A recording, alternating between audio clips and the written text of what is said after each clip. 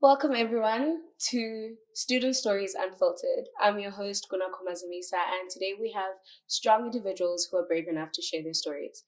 Right next to me I have Alicia. Hi Alicia, welcome. Hi everyone, my name is Reotshepile Legobane. Okay, so I want to know, what is the program that you're currently doing at SPU? I'm definitely doing education. Why education?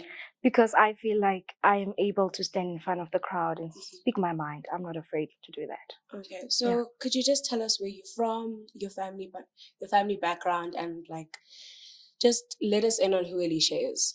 Okay, Alicia is a girl, but I prefer calling her a queen, from Makgokgong in Taung, the Northwest Province. And yeah, she was raised by a single parent and a great-grandmother who is now currently gone. Yeah, unfortunately. So what were your overall family dynamics growing up? Did you have a great childhood, would you say? Not really. I would say it was great, but here and there, obviously, we face some challenges, but we get to overcome them at the end of the day. Okay, so you said you grew up with your mom and your grandmother. Did you by any chance know your father? Yes, I do know my dad. And what's your relationship with him? There's no relationship at all. So you'd say that your mom is the only parent you know? Yeah, definitely. So let's get into the nitty-gritty stuff. What is the traumatic event that you've experienced in your life? Oh, there's many of them, but for now, I'm just going to explain the traumatic event that happened, which occurred on while I was matriculating, 2023. And my story just basically goes whereby I got impregnated by a teacher in the same school premises. And then the same year that I was pregnant, later that year when I was writing my final exams, my great-grandmother passed away. And the baby daddy, the so-called teacher, actually left me for another educator whom I regarded as my friend. And she also got pregnant the same year after I gave birth, though. So those are one of the traumatic events that happened in my life. But what I would say is that gradually I got to accept that it's my fate and I have to deal with it. I have to face it face on. And I passed my matric despite all the challenges with the bachelor's and a distinction. And then, I had a son. And there was a fallout between me and my baby daddy because he was insulting my mom, basically, even though my mom had to protect his secret of impregnating and learner in the same school premises, which is illegal. And then I did something bad. I was angry. I took my son to the school premises, and the following day, the guy decided to resign. So they say. So it's been quite well. I raised my son last year, 2024, while I was taking a gap year. And the opportunity for me to come to SPU, it was great upon hearing that, you know what, they've granted me the opportunity to become a pedagogical practitioner, if I may say. So, and another tragic or trauma that I'm facing currently while being an SPU student is that a certain individual, I won't disclose her name, is taking care of my son. But she feels overwhelmed by that. And it hurts because her reasons of being overwhelmed are not really valid, So she wants to go out and explore the world and leave my son behind, which hurts because I was at the verge of quitting school this weekend, going back home and taking care of my son. And other family members are not willing to help her out with my son. So I guess maybe that's one of the contributing factors towards her. Okay, so the main traumatic event is you being impregnated at a very young age. Definitely. By somebody who was meant to protect you, which is an educator. I want to know, how did that impact you emotionally? Emotionally, I was damaged. I was bruised. I even thought of committing suicide. It was difficult. I cried every day. Imagine having to go to school every single day and seeing the person whom you trusted, whom you thought loved you, with another person. At that time, they are busy gossiping about you, saying something about you behind your back. It was, I wouldn't wish it had been on my worst enemy. And physically, and I mean, like, getting impregnated at a young age, I'm sure it did have some physical effects on you. It doesn't look like it. Actually, it did. But I'm sure there were some physical aspects to everything. So can you just like take us through the physical impact that it had on you? The physical impact, I would start with my belly fat. I didn't have belly fat at all. I had a nice slim fat, you know. Yeah. My breasts were like just cute and little. Perky, yeah. And now they have the stretch marks everywhere I go. So it's a part of life. We don't call them stretch marks anymore. We call them tiger marks. Okay, tiger marks. Yes. Yeah, yeah, it's a bit more powerful than stretch marks. Definitely. And academically, you were in matric. Yeah. Finals were around the corner. I know we all know that matric, that year is not good for anyone. It's not at all. So that, alongside with matric, how did you deal with all of that academically? Academically, I would say that I had my cousins and my sisters and my friends in the same school. So I remember this one time when I was angry and this guy was getting out of the car and I was holding a spade. I was ready to kill that guy. But, you know, one of the educators pulled me aside and then they were like, no, sit down, you know. And then I cried and I went out again. I wanted to fight. And then my cousin came through and he was like, Alicia, those people have matric.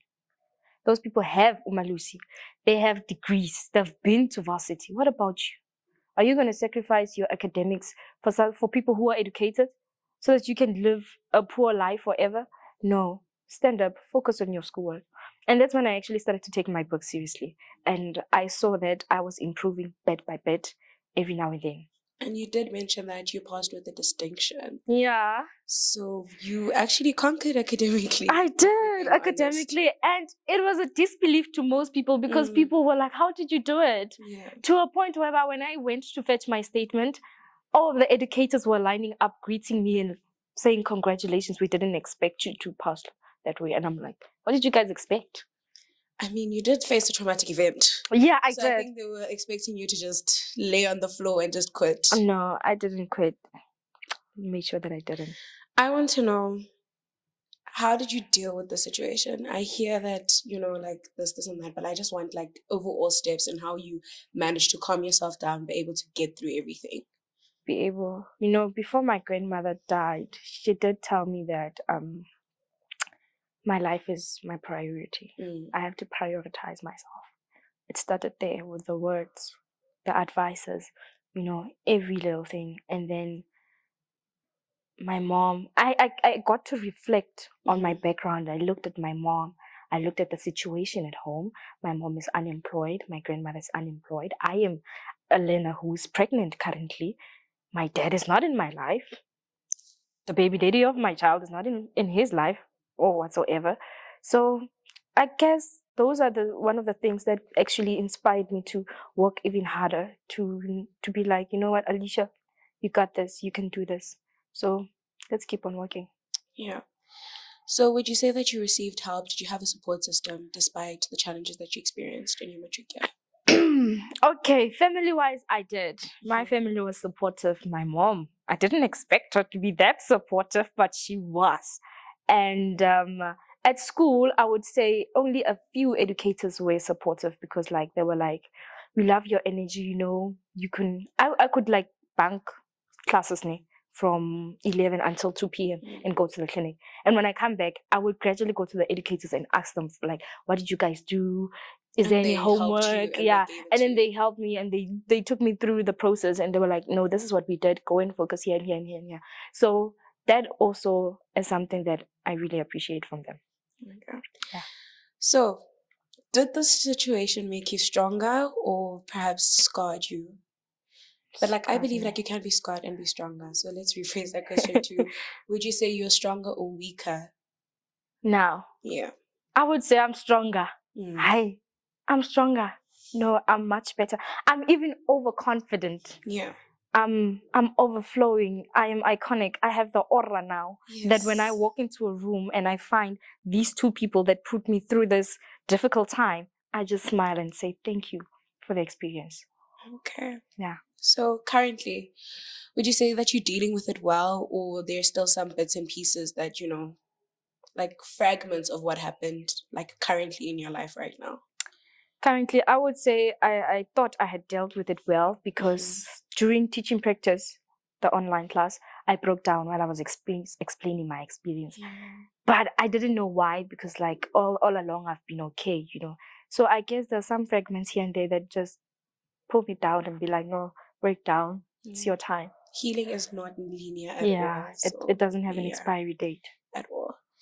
So now that you're at SPU, has the community helped you? Like the SPU community, so from the students to the lecturers to, you know, our house comms and everything, has the SPU community assisted you in going through what you're going through?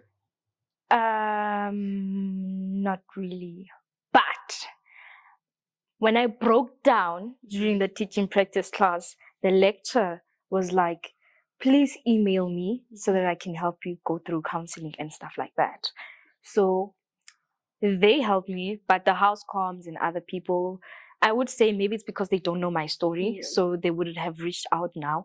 But since now I'm sharing it, I hope that they're gonna reach out and create a platform where we can all discuss our tragic events and stuff like that. Okay. Yeah. So have you spoken to people before now, and those people that you spoke to, were they able to like support you or like give you like a comforting space? No, I speak about my story everywhere I go. I don't know. People are just like, oh, wow, congratulations. I would have died. I would have did this, but you're still here anyway. So I wouldn't say they support me. They're just amazed by how I'm dealing with this situation. Okay. Yeah. So did you require assistance from the university in regards to your child and everything? Yeah, I did, because during the weekend, this past weekend, I emailed my academic advisor telling her that I need counseling. I need it. And it was after my aunt called me, and as they were fighting over who's going to take care of my son, now I'm thinking, should I quit varsity and go back home? It's a lot. So I cried, I broke down, and I was like, you know what, let me just email my academic advisor and tell her that I'm facing some challenges that I require immediate help. And she was like, no, Miss Eunice Mudi, so she can help you out. But I haven't reached out to her. I was told to email her. I haven't done that yet. Why would you say you haven't done that yet? I guess maybe it's because then now I was breaking down and I required somebody to lean on and share my story too. And after a while, I just regained myself again, and then I forgot that you broke down. So do you think that you will reach out? Because I think counseling is a good idea. Yeah, I will reach out after exams. Okay, prioritize school. I see it. I see it. It makes sense. So you've gone through a lot, and you've managed to overcome. You're literally like a phoenix rising from the flames. I want to know now, future aspects. I'm sure, let's be positive about it now. Future goals after graduating. Are you planning to work? Are you planning to further your studies? What's the plan? No, I'm planning to work. Okay, so straight into working right after graduation. Straight into working after, even before graduating. I'm sure I'll get a job. I have to work because I have a son, and then after a year of working or a few months, then I'll consider going back to school and getting my honors and stuff like that. So yeah. Your chosen career is again? As I prefer calling it pedagogy. So education, and I major in maths and science. Oh, maths and science. Girl. Yeah. Why maths and science? Why maths and science? I don't know. I'm intrigued and I love the subject. That's good. Yeah. So besides working, do you maybe aspire one day to have like your own businesses? Because I know a lot of youngsters are, leaning onto entrepreneurial sides. So is that something you also think that you might do? Yeah, definitely. Because I remember when we had a career day in my high school, and there was this woman who came up on the stage and said that, education, when you're doing education, it's a platform where it gives you an opportunity to grasp a lot of things, go through a lot of stuffs and create businesses, opportunities. Because like obviously educators work from Monday to Friday. On weekends, you can create your own little business. So looking at my outfit, I would definitely say that I'm business minded. And so if you were to do like a business, what's an idea that you might lean into? I would look at home and be like, definitely, I know my high school doesn't have computers. So I would definitely just generate a small business where we help these kids with assignments and to use the digital. Women in STEM. Yeah. And in regards to personal, despite, your previous relationships and everything, would you aspire to marry? Have more children? Is that something that's even a thought right now? Yeah, I love the concept of marriage, becoming Mrs. What. Yeah. So yeah, definitely. I know marriage is but I would Tough love one. to get married. Yeah. Okay, so if there's anything you want to say directly to your camera as a message to people. Okay. To the ladies and gentlemen out there looking at this video, I just want to say that when people slap you with negative things, there's a saying that says negativity navigates you in the wrong direction, but positivity propels you to become a better version of yourself.